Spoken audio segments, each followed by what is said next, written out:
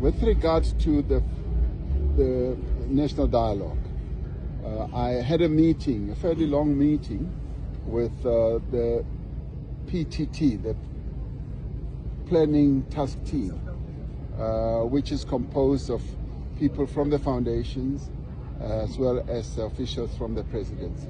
We had a lengthy discussion and we dealt with the extent of preparedness for the first convention, which is going to be on the 15th.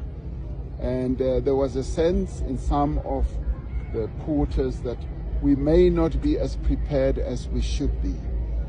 And it had to do with the level of preparedness. And then I raised a concern that the invitations have already gone out to 750 organizations. And many of those organizations have already responded that they are coming, they are willing and committed. Prior to that meeting, there had been a meeting of civil society where there were 100 representatives and who felt that they want to go ahead with the dialogue. So what was pleasing for me was that the foundations who felt that they are not so happy about the level of preparedness felt and said that they will remain part of this dialogue.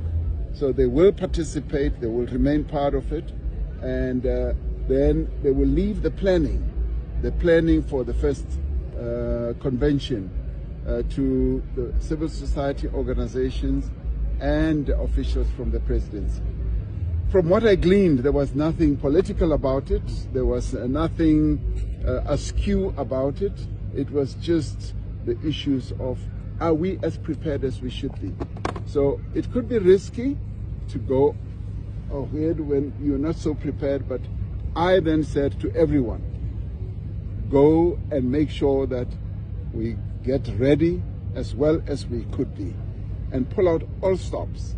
Make sure that we hold a really good dialogue first convention.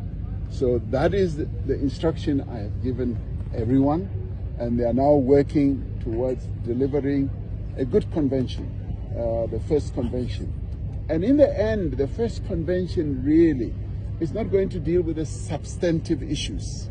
It is going to deal with the process, how the other dialogues are going to happen in various districts in our country, in various wards in our country. So the first convention will then be choosing a steering committee that will take the work forward.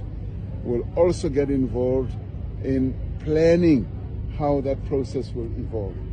So in the end, there is no difference about substantive issues. It is peripheral issues that should never make anyone want to go and jump off a tall building. That should never give anyone indigestion. These are matters that are going to be properly ironed out as we move on.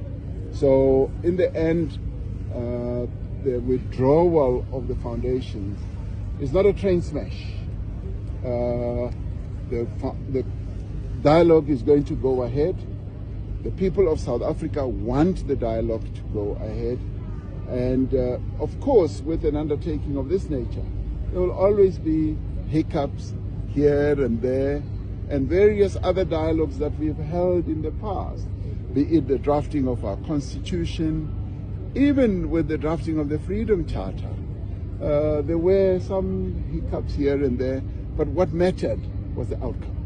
So I'm focusing my eyes on the outcome, which is the substance that will come out of this dialogue, which will be charting a very clear path to where our country should be going to in the next 30 years and more. So just for clarity, Mr. President, the National Convention will commence as of the 15th of August, just for clarity purposes. The National Convention will commence on the 15th.